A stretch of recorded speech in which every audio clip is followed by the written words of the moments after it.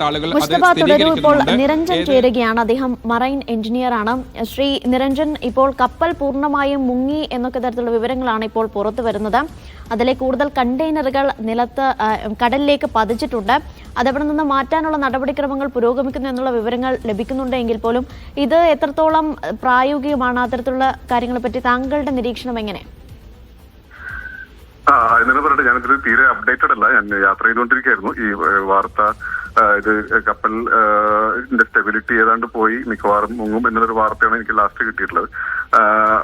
അപ്പോ ഇതിനകത്ത് രണ്ട് കാര്യങ്ങളാണ്. ഒന്ന്, എങ്ങനെ അപകടം സംഭവിച്ചു, പിന്നെ അതിനുശേഷം അതിന്റെ മറ്റ് പ്രത്യാഘാതങ്ങൾ എന്ത് എന്നുള്ള രണ്ട് തരത്തിലുള്ള സംഗതികളുണ്ട്. അത് ഏറ്റവും ഈ കാലാവസ്ഥയാണ് ഏറ്റവും വലിയൊരു പ്രശ്നം.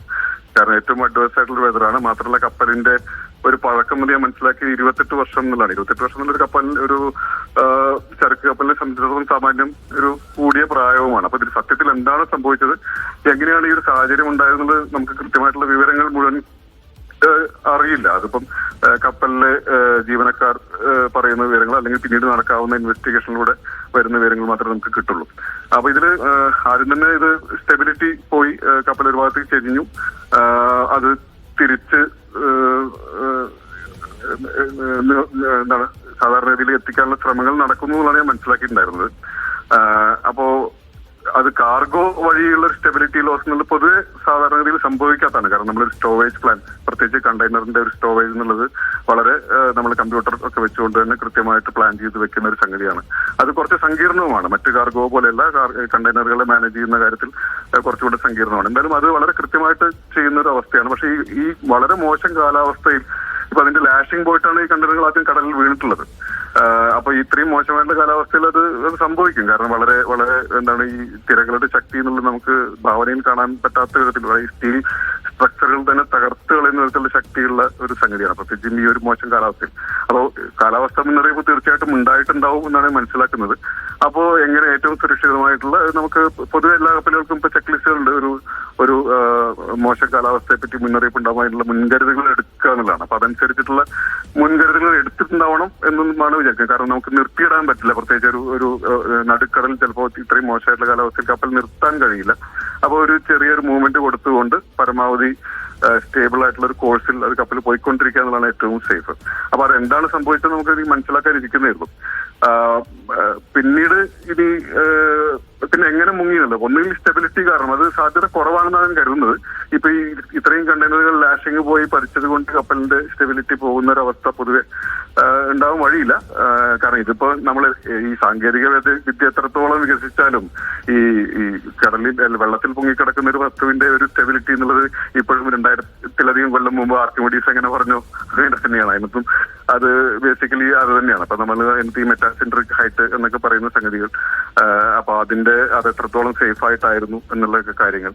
മറ്റൊന്ന്, ഇനിയിപ്പോ ഈ ഒരു മോശം കാലാവസ്ഥയിൽ പ്രത്യേകിച്ച് കപ്പലിന്റെ പഴക്കം ഒക്കെ കാണുന്ന സമയത്ത് വേറെ ഏതെങ്കിലും രീതിയിൽ വാട്ടർ ഇൻഗ്രസ് ഉണ്ടായിട്ടുണ്ടോ എന്നുള്ളതാണ്. അല്ലെങ്കിൽ കാർഗോ ഹോൾഡിലേക്ക് വെള്ളം കയറുന്ന ഒരു സാഹചര്യം ഉണ്ടായി, അങ്ങനെയാണോ എന്നുള്ള ഒരു സംഗതിയാണ്. അപ്പൊ എങ്ങനെ ഈ ഒരു മുങ്ങുന്നൊരു സാഹചര്യം ഉണ്ടായി എന്നുള്ളത് പരിശോധിക്കേണ്ട ഒരു വിഷയമാണ്. മറ്റൊന്നിപ്പോ ഇത് കഴിഞ്ഞാലുള്ള ഇതിന്റെ കണ്ടെയ്നറുകളെല്ലാം കടലിൽ പതിക്കുക, മാത്രമല്ല കപ്പലിനകത്തുള്ള മറ്റ് ഫ്യൂൽ ടാങ്കുകളുണ്ട്, അതിൽ നിന്നുള്ള എണ്ണ പുറത്തേക്ക് വരുന്ന ഉള്ള സാഹചര്യങ്ങൾ. കണ്ടെയ്നറുകൾ പൊതുവെ ഇപ്പോ ഈ ഞാൻ മനസ്സിലാക്കിയത് ഇതിനകത്തുള്ളത് ആദ്യം കടലിൽ വീണു എന്ന് പറയുന്ന കണ്ടെയ്നറുകളിലുള്ളത്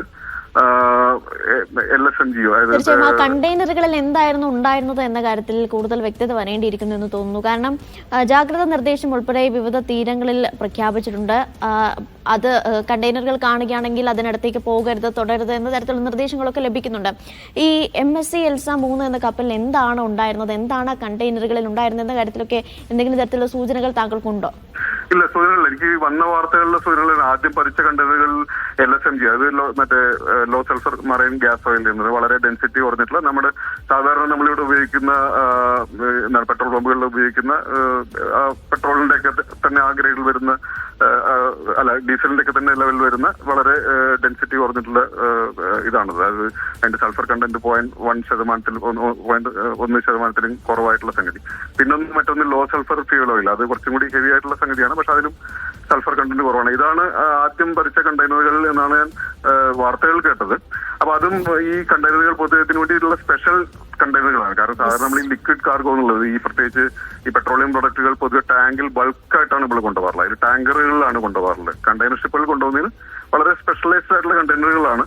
അത് പൊതുവെ അങ്ങനെ വളരെ സേഫ് ആണെന്നുള്ളത് ഞാൻ മനസ്സിലാക്കിയിട്ടില്ല. കാരണം അതിൽ നിന്ന് ഒരു ലീക്ക് ഉണ്ടായി എന്തെങ്കിലും പൊല്യൂഷൻ ഉണ്ടാവാനുള്ള സാധ്യതകൾ പൊതുവെ കുറവാണ്.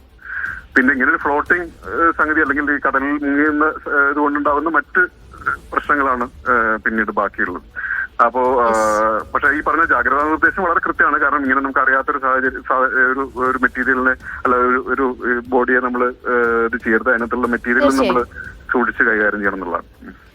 ചെയ്താൽ എന്താണ് സംഭവിച്ചത് എന്ന കാര്യത്തിലൊക്കെ ഒരു വ്യക്തത വരേണ്ടിയിരിക്കുന്നു. വിവരങ്ങൾ നൽകിയത് കൊച്ചിയിൽ നിന്ന് അഹമ്മദ് മുജ്തബയാണ്.